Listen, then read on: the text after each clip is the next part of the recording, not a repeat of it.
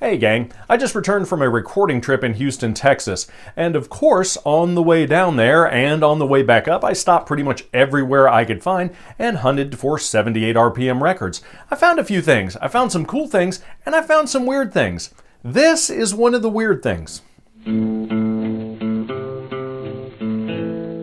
Hello, and welcome to the 78 RPM channel. Whether you're new to 78s or an advanced collector, this is your source for information, research, and music about 78 RPM records, cylinders, and radio transcriptions. This is a record by Warren Steffen on the Hawthorne label. It's a label I'd never heard of, which leads us immediately to my pro tip of the day. If you're a new collector, write this down, remember it. Anytime you see a record, especially if it's $1, and you don't recognize the label and you don't recognize the artist, buy it. Obviously, if you're new to the hobby, there are going to be a lot more records you are not familiar with than some grouchy old dude like me. But that's great, because you're going to find a lot more $1 records when you're digging that you're not familiar with. And because of that, two things are going to happen. Number one, you're going to add to your collection. Number two, you're going to learn things, and your database of knowledge is going to increase by the fact you bought those $1 records. 99% of the time, you're going to get more than $1 of value just in research and knowledge out of records like that you purchase. So the reason I picked this record up was because I had never heard of the label or the artist. So that means research time. What did I learn? Well, the first thing I needed to do was to research the label a little bit. I'd never heard of the Hawthorne label. The first mention I could find from the Hawthorne label was from Billboard magazine in 1952, where it was listed among literally hundreds, maybe thousands of other record labels that were currently active in the United States. The second place I turned for information was this book right here. This is, and I'm going to read it because I always mess it up, The American Record Label Directory and Dating Guide 1940 to 1959 by Galen Gart. If you can find a copy of this book, and sadly it's long out of print, buy it. Keeping track of record labels from 1900 through the 1930s isn't too difficult. Keeping track of the literally hundreds of record labels that sprung up after the war, post-war through 1960, insane. And this book does a great job of cataloging them. Galen Gart's book attributes a 1952 date to this record. As it turns out, that led to more questions than answers. Why is that? I'll show you. If you look very closely at this label, and this information is also etched into the runout area of the disc, you will see the matrix number E0CB2471. That tells us that this disc was recorded by RCA in 1950, not 1952. In addition, the letter C in the middle section of this matrix number lets us know that this was a custom pressing. This was not recorded by RCA for distribution and pressing by RCA. This was a custom pressing.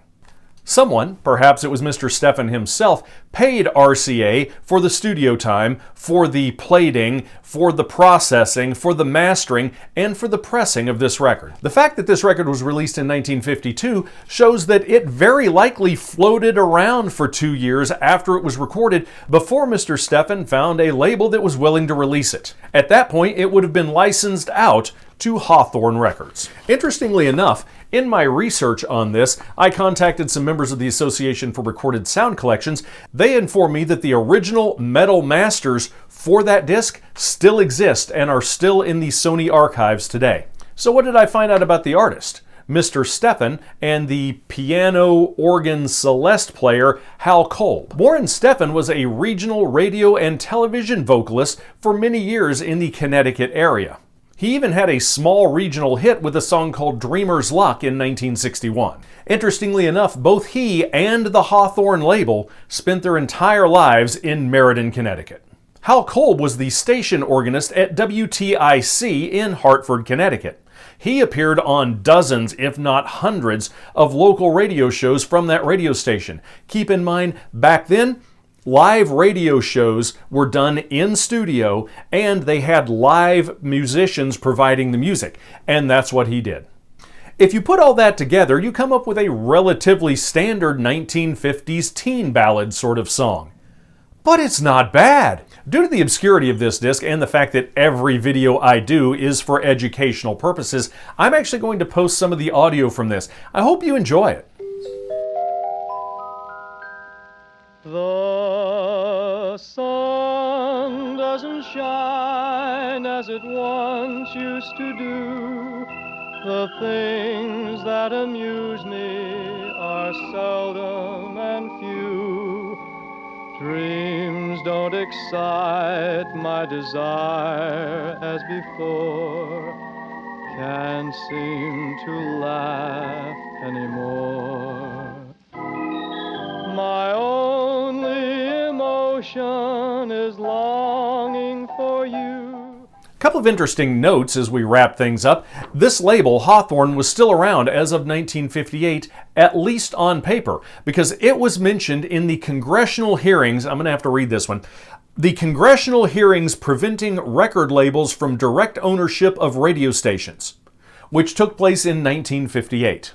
One additional thing is that the operating address for this company was 172.5 Pratt Street in Meriden, Connecticut. That was less than a half-mile away from the operating offices of the Harmony label, the same Harmony label which was Harmony by Columbia, and then it became Harmony by Eli Oberstein's Varsity, then went back to Harmony by Columbia. It's a story for another day, but suffice it to say there was good company in the neighborhood. As it turns out, this is one of my favorite kinds of records. This is a rare record, but it's not valuable. It's a record that tells a story. A small hometown record label and a small hometown vocalist who's actually pretty good. His vocal production on this is better than literally hundreds of records that were issued by major labels in the 1950s.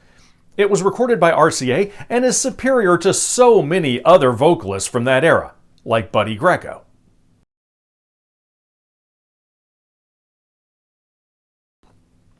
Warren Stephan died about 10 years ago, but he still has several surviving family members, and I've reached out to them just to make sure they have a copy of Dad's old record. To wrap things up, I want to repeat my advice to young collectors.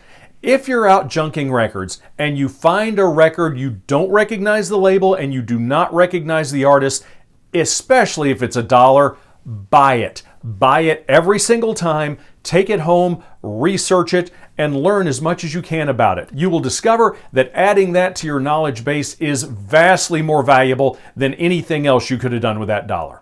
Thanks for joining us on the 78 RPM channel. We'll see you next time.